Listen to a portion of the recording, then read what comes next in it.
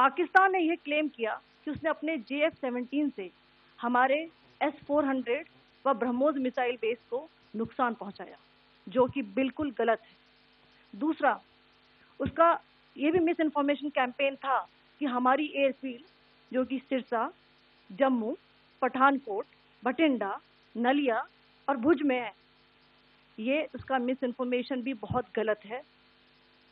तीसरा, पाकिस्तान के miss information campaign के मुताबिक हमारे एम्यूनिशन डंप्स जो चंडीगढ़ और बियास में है, उसका डैमेज हुआ, यह भी बिल्कुल गलत है।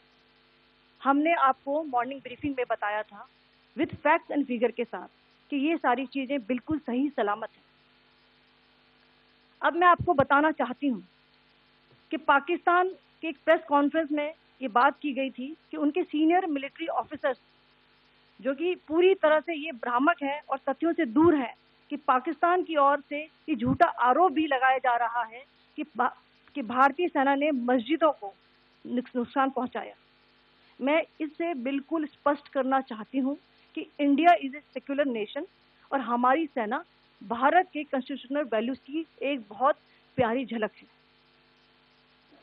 इंडियन आर्म फोर्सेस ने पाकिस्तान को बहुत भारी नुकसान पहुंचाया, उनके मिलिट्री इंफ्रास्ट्रक्चर्स को, चाहे वो लैंड एसेट्स हो या फिर उनके एयर एसेट्स।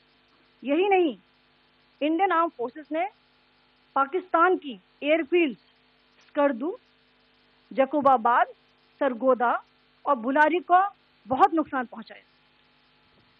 इसके अलावा पाकिस्तान के air defence system, radar system, उनको भी एयर स्पेस में अनडिनेबल किया।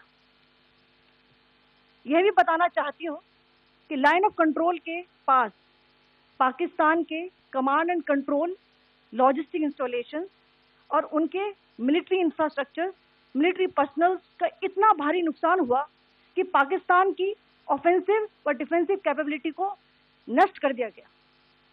अंत में मैं फिर से ये बात दोहराना चाहूंगी, इंडियन आर्म फोर्सेस पूरी तरह से तैयार है, सतर्क है और भारत की संप्रभुता और अखंडता की रक्षा के लिए पूरी तरह से कमिटेड है।